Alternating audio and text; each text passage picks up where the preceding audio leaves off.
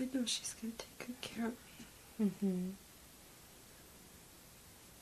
She seems a little uptight. Mm-hmm. But I know she wants to do her very best. Yeah. Does that mean anything about you?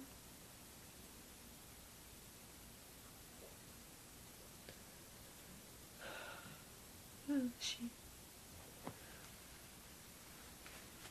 wants me. They want me. They want you. How does that feel? Good. Yeah. But Mm-hmm. I don't know if they'll... I don't want to be disappointed. Say that again.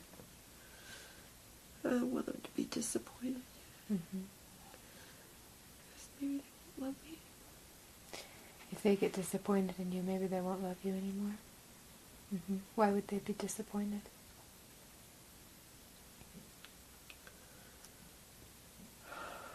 I just don't know if I can live up to all of it. Ah. You just don't know if you can live up to all of it, and if you disappoint them, they may not love you anymore. And then they'll leave me. Yeah. So now, Christine, what I'd like you to do is I'd like you to come up to your adult reasoning mind. It's 2009. You're in Santa Fe, amongst friends. Come up to your adult reasoning mind. And now that you've gained some understanding as to your purpose here and why you chose the family you chose, how did those early experiences through your womb time set up the pattern of behavior you have today? I hate work that is sedentary. I don't like sitting in a chair. It feels like bondage to me.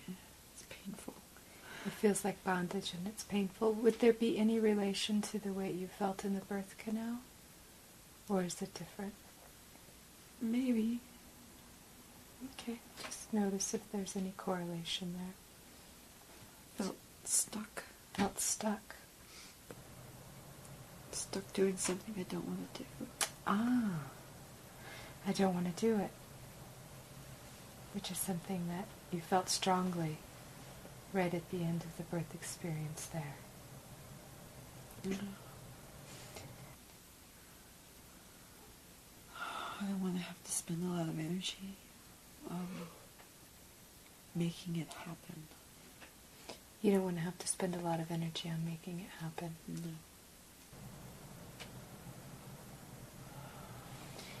Now, Christine, what I'd like you to do, as your adult self, I'd like you to communicate any knowledge that you need to or would like to communicate to that infant version of yourself.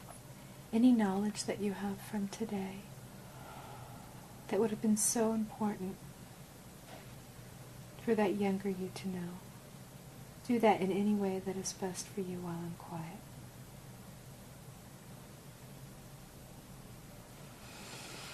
Excellent. Very good, Christine. Good. Now, what I'd like you to do, please, Christine, is I'd like you to call upon any light beings that are of important meaning to you. I'd like you to call those light beings in to the time that baby Christine was being born and she was going through the birth canal. And I'd like you and the light beings to now begin filling that little body with healing light, specifically concentrating on little Christine's head and her neck, and perhaps even her back, just surrounding and filling her with white healing light. And if you or the light beings would like to tell Christine at this time anything or give her any words of encouragement, feel free to do that.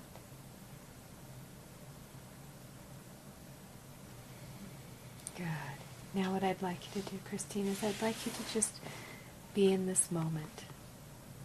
After you're born, the doctor's holding you. And now I'd like to change a couple of things. I want you to imagine, sense, and feel that your birth mother is awake. Her eyes are open and she's looking at you.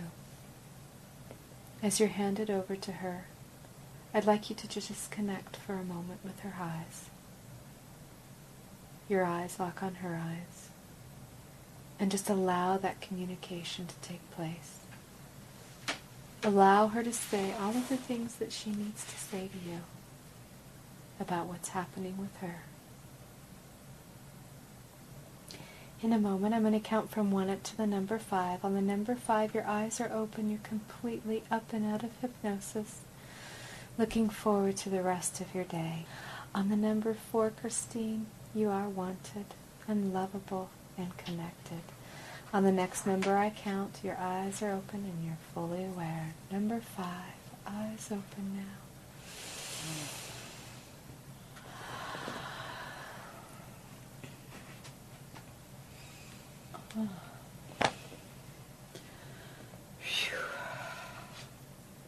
Good job.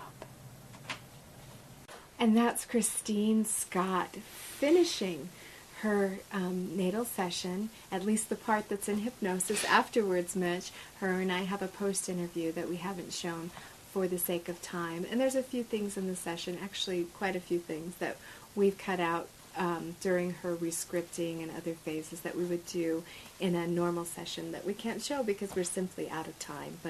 And it's very powerful. I just want to mention some of what Brandy's talking about, this rescripting that we do at the end of the session. I'll just give you an example of what that could be. If somebody had a hard time in the womb and maybe were making up at the time because parents maybe were fighting, making up it was all about them and they weren't loved and they just were having a tough time in the womb time experience, we can go back to Interlife and have them fill themselves with amazing resources and love and all that love and light from the Interlife and bring that with them through womb time to have a whole new experience where mom and dad loved them all the way through and it was all about them and they were lovable and acceptable and worthy all the way through their birth and gives them a whole new experience. That's their new point of attraction and they take that with them at the end of the session to have a new experience in their life and a whole new outcome. And again, the purpose of doing this session was to work specifically on an issue. It's not just exploratorial, let's go back and take a peek at this. We don't do that. We're actually working on an issue. And I got an email from Christine the very next day saying that she had made substantial progress in what she had been stuck on.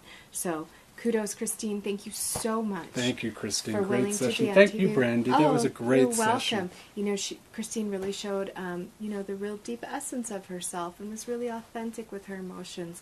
And I really appreciate that as a learning tool for all of us out there. So I think we're out of time here, Mitch. It's true. Another great evening. Again, if you have any questions about anything that you see on our show, please feel free to contact us by going to our website. It's yourmindthatmatters.com. And you all have a wonderful weekend. Great Saturday night. And thank you again, Brandy. Thank you, Christine. Good night.